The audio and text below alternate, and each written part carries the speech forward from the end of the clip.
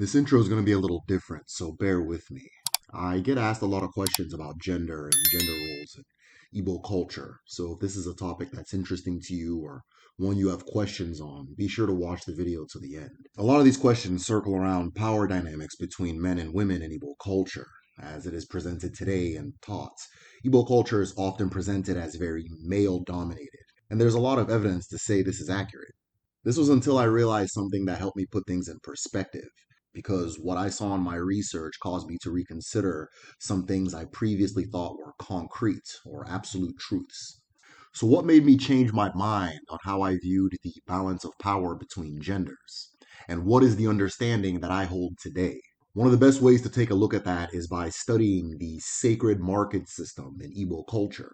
So, this is Derek Afor with TheMedicineShell, and today I'm going to discuss the sacred market system in Igbo cosmology, what the market system is, the importance of the market, and its spiritual underlinings, and how the Igbo market system works to include our ancestral banking, as well as how Chukwu used the philosophy of the market to organize the universe. When the Agbara began to compete and war for ultimate supremacy against each other. And finally, the Aba Women's War, a region-wide anti-colonial war waged by thousands of market women against the British Empire and its agents, which began Nigeria's motion towards independence on a grand scale. Before I start, I would like to know what this ilu means to you. As always, there are no wrong answers. I'm interested in hearing what everyone has to say as far as their interpretation. But the ilu is Uwa Wafia, Amado Zucha, Allah. The world is a market. Once you're done buying, you go home. What does this ilu mean to you? Or what do you think the ancestors meant when they put it together? Much of ancestral thought compares the living world to a marketplace. So I'm interested in seeing what you believe that means. If you're new to this channel, I discuss Igbo spirituality, and if the topic interests you, subscribe and hit the bell icon for notifications. A good way to support this channel is to share this video with someone who you believe would be interested in the topic.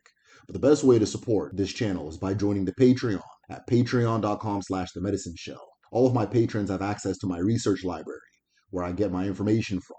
It has hundreds of ebooks, articles, and studies, as well as first-hand historical sources on Igbo spirituality, culture, and history. We also have an Odinani study group, which is a live discussion on various topics, as well as the metaphysics of everyday things that we encounter on a day-to-day basis. Join at patreon.com/TheMedicineShell. And someone has asked me about making donations to the channel without being a patron.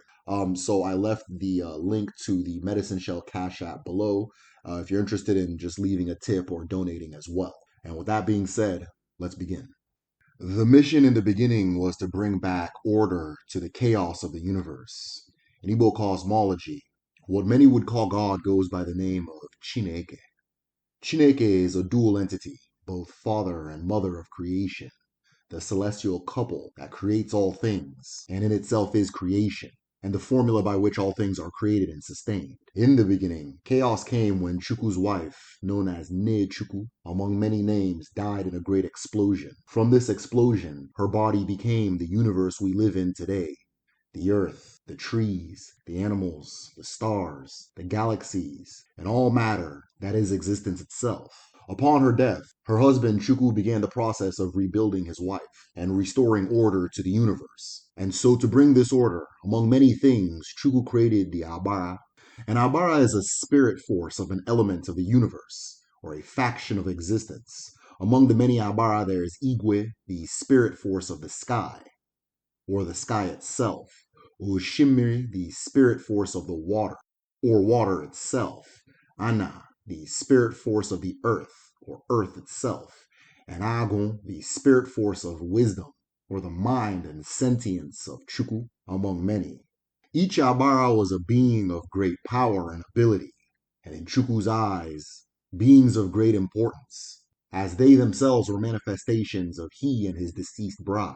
For when put together, they are all of creation and beyond. When they first came into existence, despite their great power, they worked well with each other and lived in peace in the celestial dwelling known as Obi Chukwu. But Chukwu would come to see that soon this order would not sustain, and that all good things do not last. The Agbara, each great in ability and elemental in Chineke's design, began to grow increasingly jealous of the other. They grew individualistic, independent, and therefore self-interested. Yes, each Agbara is important, but which among them is supreme?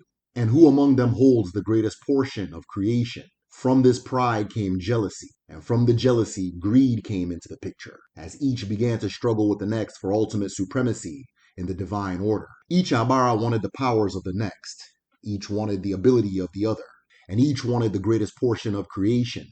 And as time went, things only grew worse as the divide increased. Because of this greed and the desire to overtake and outdo the next, the affairs of the universe began to suffer. The chaos returned. Rather than bringing order to the universe, the Agbara had become a threat to the universe itself. And because they were extensions of Chineke, their tension and division threatened to tear the universal mind into pieces. Seeing the urgency of the situation, Chukwu devised a plan. It was decided at that point that each Agbara would have its own section in Obi Chukwu, and each would be organized in pairs of two, a masculine father and a feminine mother. Ana, the earth, was paired with Igwe, the sky, and together they would create humanity as their children. And then, at the center of Obi Chukwu, there would be a marketplace, where the Agbara would meet to trade with each other, each giving something to the other, and receiving something else in return, to sustain perfect balance and equality amongst each other. And to ensure all Agbara maintained this universal order, Chukwu appointed Ekwensu, the Agbara feared by all Agbara, to enforce this universal decree, and thus forth making Ekwensu the enforcer of fairness, negotiation, trade, and universal balance, as well as the Agbara that ensures things are done to Chukwu specifications. And from this act, Chineke provided a model for the forces of the universe to follow, and thus created the laws of the universe, or the laws of equilibrium, which are reciprocity, equity, and balance. But Chukwu did not stop there. In order to finally bring order to the whole of the universe, Chukwu divided all of creation into four parts: Eke, Orie, Afor, and Nkwo. And from this, anyone who understands the four spaces of the universe understands all of creation, be they the four alchemaic elements, light, water, earth, and wind, or the four natural elements, which are plasma, liquid, solids, and gas, or the 4 days of the week in that specific order. I'll be doing a video on the 4 market days, and how each one comes with its own language and is linked to your reincarnation. So if you're interested, comment below, and I'll put it up for vote. And in the world of our ancestors, this lesson was passed down from the Agbara to us. And therefore, at the center of all things in Igbo society is the sacred community market. Located at the nerve center of each community is a market, which all things radiate out from. Within the market itself is the central Arushi of the community. An Arushi is a sanctuary, shrine, or device created to channel the presence of a spirit or Agbara for human use. A portal that allows individuals to interact with the forces of nature on a spiritual level. Central to all communities is the Arushi built to channel the connection to Ana, the earth. The best way to think of an Arushi is as a satellite receiver, or even an oil pipeline devised to channel a resource or establish a line of communication vital for the survival of a people in order for them to maintain equilibrium with the forces of nature and peace amongst each other. But even with the central Arushi of the community being in the market itself, and not the Arushi, plays the role as being the nerve center for all spiritual, social, economic, political, and judicial activity in the community. For example, before an individual takes a title that predates the colonial period, the ceremony for the title taking must finish with a visit to the market to pay respects and announce their new status. The market square is also the home of the community's Afor, the central staff of ancestral authority. This staff is at the root of all judicial and spiritual matters in the community, as a judgment or ritual that does not involve an Afor is not recognized on a human nor spiritual level. As a staff that is passed down from first son to first son, or from eldest man to eldest man, the central Afor of a community is the one that was used by the town's founder to make a covenant with the earth, and thus creating the Iwala, or laws of the land that allows the community to exist. As the culture of the Afor goes, every family has its own Afor, and often great ancestors have their Afor permanently stored in the central market, where it becomes part of the community's central shrine, a means of immortalizing the individual, centralizing their more or spiritual essence in the heart of the community forever. The calendar of a community also depends on the community's market for its existence. The Igbo calendar is divided into 4 days: Eke, Orie, Afor, and Nkwo, in that order, and in correlation with the 4 segments of creation that Chukwu organized existence into. The day begins when the market opens, which is shortly before dawn, and ends when the market opens the next day, again shortly before dawn the following day. For spiritual practitioners such as Dibia, all necessary items for ritual must be procured from specific forests within a community, but most often procured from the community market and administered based on specific market days, meaning particular rituals will not work on Uri when they are designed for Nkwo, and certain medicines will only be formed on Afor and consumed on Eke. The Ugili, the most essential item in his arsenal of tools, is also activated using the market's unique essence. The ugili is a 4-string node structure used in divination as a means of reading meaning from the unseen and unheard. This form of divination is also known as Agbara, having its origins in the death of the wisest woman our ancestors knew, and the fact that Chukwu instructed them that in order to preserve her clairvoyance and wisdom for future generations, they must plant the ugili's seed where she was buried and seek answers from those seeds. I covered this story and the process of divination in the video Dibia explained, so if you're interested, the link is below. To activate the divination seeds, a Dibiafa, or a diviner, must collect the seeds from the Ugili plants. To activate the ability to divine, the Dibiafa must collect the seeds and bury them in the market with a bolus or spittle of Oji. While buried underground, the seeds will learn the language of the seen through listening to the visitors and sellers of the market, and the language of the unseen by listening to the spirits that also travel through the market. The market therefore serves as a school for the Afa seeds to activate and become what the practitioner needs them to be: a mouthpiece for the unseen and seen, and a connection between both worlds. In Igbo cosmology, it is believed that when living women pack their shops up and leave for the day, the spirits set up shop in the same market at night, meaning that the living and unliving share the marketplace as a collective gathering point.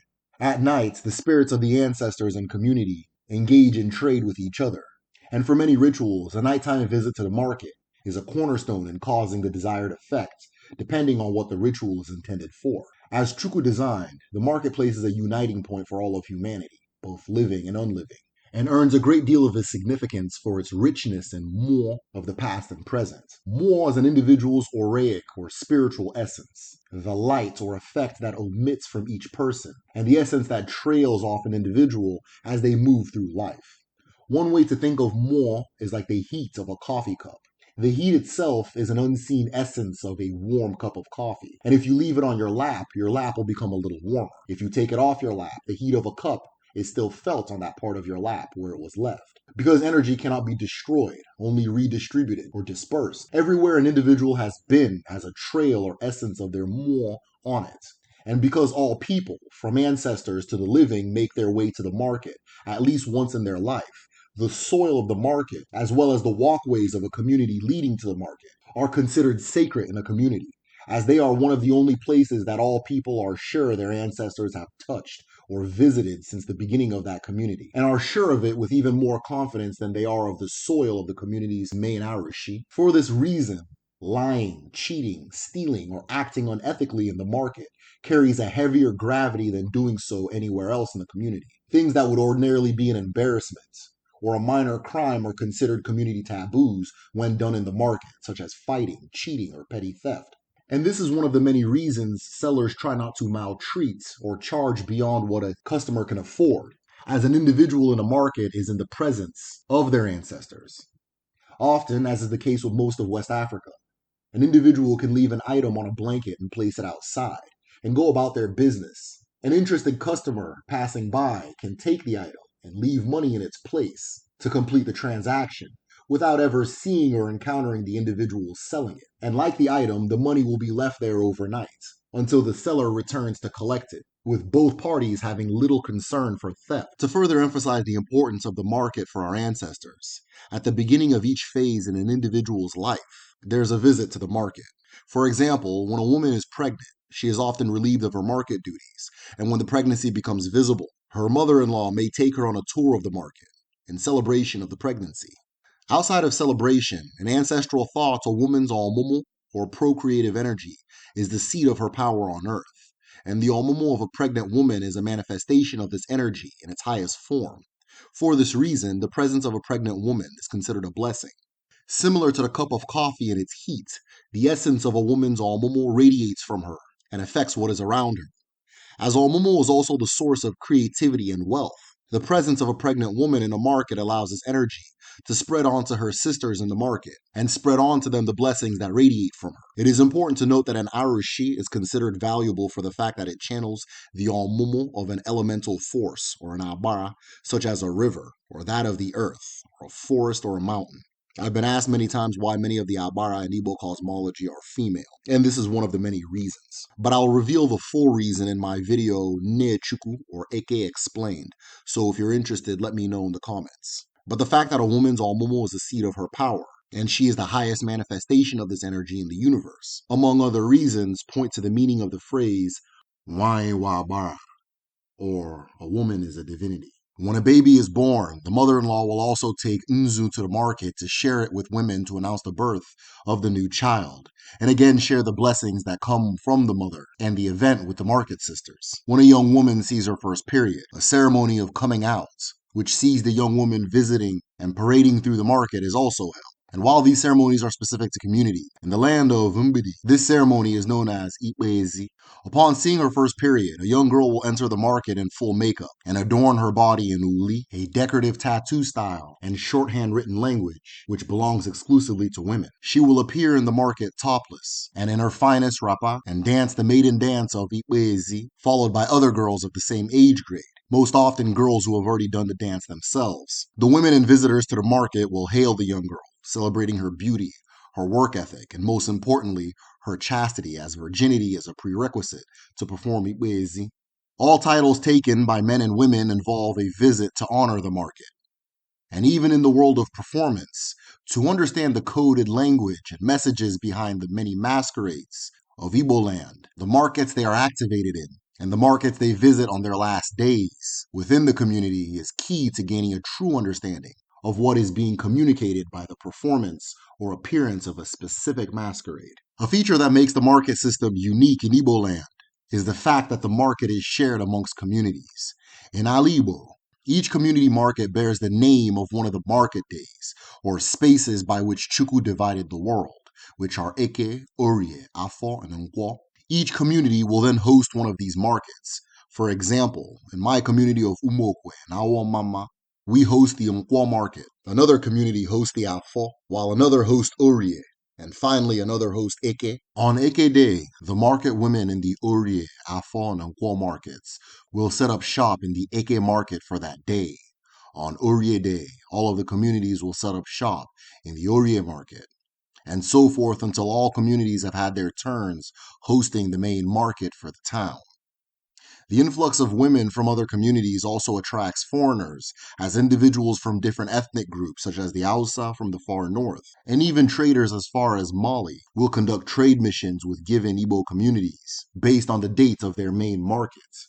Like Chukwu's ordering of the Arushi, this system is designed to ensure that communities do not wrestle each other for supremacy, nor see their own economic success as individualistic or adverse from the economic success of their neighbors. By interlinking the economies of neighboring communities through the tradition of the rotating market, communities assure that no community becomes the economic hub of the area and therefore drains wealth from the others. As a result of this system, Igbo land functions as a sprawl of mid-sized towns and villages, none significantly bigger or stronger than the other, until the establishment of capital cities and fixed urban markets with the colonial creation of Nigeria over the past 90 years and its European-style administration. The rotating market system also prevented the hemorrhaging of power in a single place or family's hands, which would lead to the establishment of kingdoms and subsidiary communities or empires. Most interesting to me is the structure of the market system on a socio-political level. Once a woman marries, she becomes a member of her husband's community. And once in the community, she will establish a presence in the community market and join the market union of her town. The market union was a union of all the sellers in a set market that existed to lobby on behalf of the market women, regulate prices and commerce, set rules of conduct within the market, and provide benefits for members. One of the most famous benefits the market union provided women was the system of Isusu. Isusu was a collective-based rotating finance and credit system based on the pooling of payments into a single pot and issuing the payments in full to a single member on a turn-by-turn basis. Once a woman receives her payment, her name goes to the back of the line, where she will pay dues into the Isusu pool, as it is issued to other members, until once again it is her turn. Payments and issuance of Isusu are made every 8 days, and typically when the community is hosting the main market in the area, which, if you remember from earlier, is an honor that rotates from community market to community market. Isusu is only issued to members who are current in their dues and are in good standing with the rest of the market union. And to keep account of this, an individual's payment record is often tracked in knots of Almo, one of nature's symbols for womanhood, among other things. In communities that border the Niger River, the market is headed by the Almo of the community. The Almo is the apex leader and custodian of the market and women's affairs in her community. It is important to note that women's affairs were not a subset of governance in ancestral society, but rather one of the two halves of a gender-based government where women governed the affairs of women and men govern the affairs of men in a general sense. In these communities, the head of men's affairs is the Obi, with the Almo and Obi serving as equal parallel titles. In communities with the Almo title, the market begins when the Almo enters her shop, known as an Odu, and ends when the Almo leaves. To become an Almo, a woman must have no living husband and must have already gone through menopause, or in general unable to menstruate. She must be of good reputation and exemplary of success in the community. It is also important to note that the title rotates among select families, rather than being hereditary. The title of Almo can also be earned through great achievements, though this version of the title does not mean the individual is the leader of a market. One such example of an individual who earned the title of Almo is that of Almo Okwei of Osomare, a woman who built a business empire connecting trade networks on the Niger River until she became arguably the richest person in all of Igbo land. I'm putting together a short documentary on her, so if you're interested in seeing it, comment below. As you will see at the end of the video, there's a reason the title of Almo today is hard to find. The market union was one of the lobbies that formed government and ancestral society. Governance in Igbo land was done through a loosely associated collective of interest lobbies and demographic groups who held independent jurisdiction over specific affairs. Through solidarity, a policy of all members holding one stance on an issue once the union voted to take a stance on it, market women could enforce, promote, or reject policy as the union saw beneficial in all aspects of community life. For example, there's a report from the Nkwo region sometime in the early 1900s where there was an uptick in men purchasing cattle and venturing into ranching. Now, due to the density of population, the cows didn't have the necessary room for grazing, and many entered women's farms and began eating their produce. The market union of the affected community passed a resolution that any woman who kills a cow in her own farm has not violated any law. And if the other organs of government or her husband try to punish her, the union will stand in solidarity with her and even sit on the person who dares carry out the punishment. Now, this is not what it sounds like. Sitting on somebody is a form of censure used by community women to punish or boycott an individual or an idea. If the union decided to sit on a man, for example, they will gather outside of his home, chanting, hurling insults at him, and banging pots and pans and pestles to make as much noise as possible. This can carry on for days, with women taking shifts, which gives the added pressure of taking women away from their ordinary duties and responsibilities until a resolution is reached. If the individual leaves their house, the women will follow the person, chanting behind them, singing and making as much noise as possible. Another form of pressure is through withdrawal or boycotts. In another report from the Nkwo region in roughly the same era, women had began engaging in long-distance trade to procure distant items that can fetch higher prices. This was causing the women to return late, and husbands began accusing their wives of having lovers in the towns they were venturing into. So the men in the community gathered to ban long-distance trading for women. The women retaliated through the market union by abstaining from all duties, from opening the market and cooking and beyond. And eventually the men gave in to their demands and repealed the order. The most famous account of sitting is what came to be known as the Women's War, or the Aba Women's War, ironically again in the same region. The British Empire's pacification of Igbo land was slow. as each community represented its own entirely separate nation, with almost always no central authority onto itself, meaning that the British had to go through hundreds, if not thousands, of communities one by one, as opposed to taking over a few empires or overlapping kingdoms. A process that began arguably in the 1880s, finally ending in the 1920s with the pacification of the last inland Igbo communities into the Nigerian Union of the time. But establishing actual control would prove to be an entirely new and even more complex battle unto itself. Immediately after conquest, the British began implementing a census. Suspicious of the census and guessing that it was a ploy to administer a tax or outright extort wealth from individuals, it was met with stiff resistance. The colonial administration gathered the leading men in the most resistant communities and promised them that there would be no tax and that the census itself was ordinary protocol. Long story short, by 1929, the economies of the Western powers had begun to collapse due to the Great Depression. The British rushed to begin taxing the untaxed portions of its colonies and increasing taxes where they were already being paid. When the British announced another round of census taking, rumors once again began that this was a ploy to implement taxation. To avoid the issues they faced previously, the British appointed locals to do the footwork of census taking and tax collecting. But since the British did not know nor understand how government was done in Igbo land, all agreements and consultations were again done with men. This meant that even in communities who agreed to cooperate with the census and taxation, it was only the men who were bounded to that agreement, as women were left out of the discussion and therefore exempt from its conclusions. To make it worse, women did not pay taxes in ancestral society. One day, a woman by the name of Wanyeruwa was leaving her market women's meeting when she was approached by a British-appointed tax and census officer by the name of Emeruwa. Emeruwa asked Wanyeruwa, "Have you counted your livestock?" Insulted, Wanyeruwa responded, "Have you asked your husbandless mother?" In a fit of anger, the man began choking Wanyeruwa, leading to a fight between the both of them. The fight brought the attention of the market woman, and once free from his grip, Wanyeruwa ran back to the meeting to confirm to them that yes, the British were coming with another census, and yes, they were going to tax the women. The women organized and began sitting on the men who collaborated with the British, such as the warrant chief of the community at the time, Chief Okugo. In a matter of hours, thousands of women gathered outside of the home of Chief Okugo, demanding that he resign and stand trial for collaborating with the colonial regime. As tensions rose and the women refused to relent in their protests, the British administration and its security came in, hoping to scatter the demonstrators. The colonial police opened fire on the Ngwa women. But to their surprise, the protests went from sitting to warring. The women began destroying anything that belonged to the British administration, from jails to courthouses, and sending emissaries across the region to spread the rioting and protesting.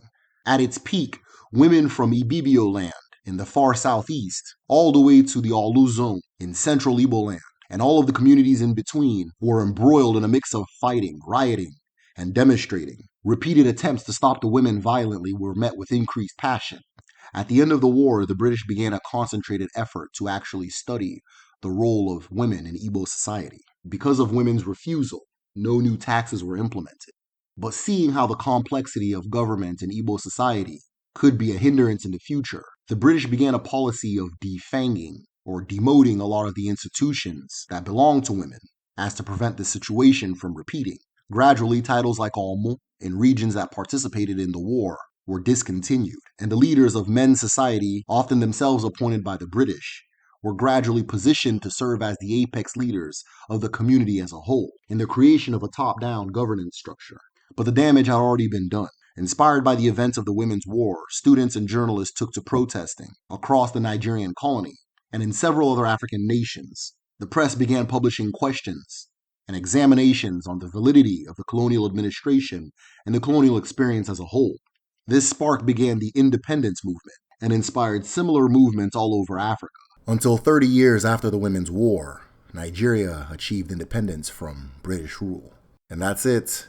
Earlier this week, I posted on Patreon, YouTube, Twitter, and Instagram the following ilu: Wa wahia, maruzucha ola, or the universe is a market. Once a person is done buying, they leave.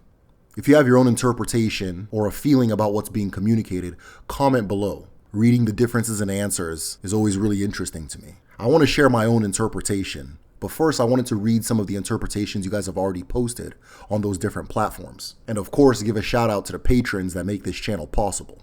Chinwe, Akuma Nwokorie, Anwuluka O, Amala, Eric Nwozuzu, Eze Chijioke Ojukwu, Odinaka, Olisa Emeka Okakpo, Red Clay Roundup, Kwasi Densu, Isiama Orihu, M. Bolds, Ikenga Nation, Ikechukwu Obioha, Vladimir Magloire, Jess Akun, Lady T, Michael, NC Okeke, Nia, Nina Nwafia, Nenaya Muchie, Nwaka, Sak Alexander, Sansu, Tochukwu Awuchie, Sessa Salam, Ememe, Adakun Utah, Chief Chinyere Njokweri, Akachi Lamb, C. Nwano, Sherlina, Chika, Chike Okeke, Daria Nwokolo, Ekundayo, I Am Chisara, Chrisgina Benjamin, Lioness Jade, Liz, the Igbo Cyber Shrine, Rob Arthur, Ross Jones, Sarah Nwafia, Sharika Regina, Team Carib, Uche Agbeze, Yaya West, and Oshunfemi. In the beginning of the video, I said I would read different interpretations for the Ilu Uwawahia Maduzucha Ola. My interpretation of the Ilu Uwawahia Maduzucha Ola is shaped by the story I shared previously. If you understand that the Agbara are the forces of nature, and see that their ultimate nature was to compete and work towards their own advancement, but ultimately Chukwu created a universal law we know as equilibrium or balance, and channeled that self-interest to ultimately create harmony. Like a market, all things on a physical, chemical, interpersonal, and spiritual level are animated by the quest for equilibrium or balance, by the act of giving and taking. As people, our chi brings us into the world with a set of wants, and a person entering the market is entering in the same way. Meanwhile, everybody selling also has their own wants, which in the case of the market is to receive what you have, which is your money. By giving them what they want, they will then give you what you want, and balance is achieved between the two of you. After visiting several stalls and enjoying the variety of the market and receiving everything that you need based on everything that you have, balance is achieved and you head home. In the story, the Arushi were thinking for themselves and working selfishly. And in the end, Chukwu used this inclination to create balance. And it's the same for people. Your chi sends you into the universal market for a reason. That reason will be reflected in your interests and wants, and the idea of self-interest. And because at the level we exist, we can't comprehend how this affects the entire universe, or the greater narrative of human existence, because it seems small and selfish. But in a market where everyone is working towards their self-interest, if we operate by the rules of give and take, we end up creating balance. A predator that hunts prey is thinking about its stomach, not the ecosystem. But if the predator stopped, it would break the balance of nature in that ecosystem.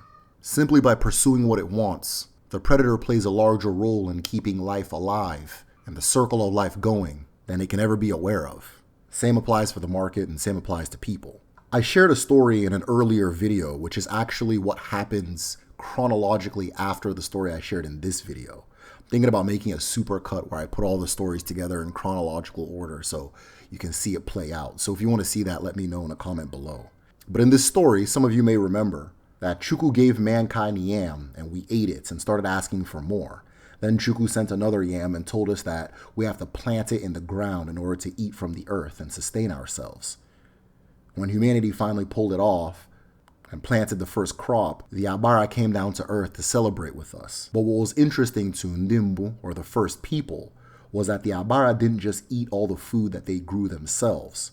They would instead offer each other what the other lacked to receive what the other had in abundance. This carried on, and the first people watched in amazement as they traded and traded and traded until all of the Agbara were balanced. From this, the first people knew that the laws of the universe were about giving and receiving, enjoying variety, and achieving balance. That's my interpretation. Here are some of the interpretations you guys shared with me that are very different from my own, but I like them anyways. Ekundayobi says, you get the experience you came to get, then it's time to go. Oh no, Kololo. When you don't know what you want, you will leave the world empty-handed, whereas you could have everything you want. And you decide yourself which meal you want to cook and what you want to achieve in life. You just have to pick the right ingredients. Omadeze says, chop life. Yeah, I completely agree. Common Man Views says, this is actually the best proverb ever said. You're always seeking and needing something throughout your lifetime here. And at the end, you get tired and leave. In context, while seeking and searching, try to live and create happiness, because there's no other time. Cheech says, do your business and relate with who you need to. When it's time to go, make sure you're not owing anybody. Settle your business before dying. And the baddest says, different people go to the market for different reasons. Some have a purpose and they fulfill it, whereas others simply come to look. Some come for a purpose but can't find what they need. But in the end of the day, everyone leaves the market. I want to thank everybody who's already answered. Go ahead and leave your interpretation below, or what you think about some of the interpretations I shared. As always, this is Derek Ofarenwa, and I want to thank you for watching. Take care.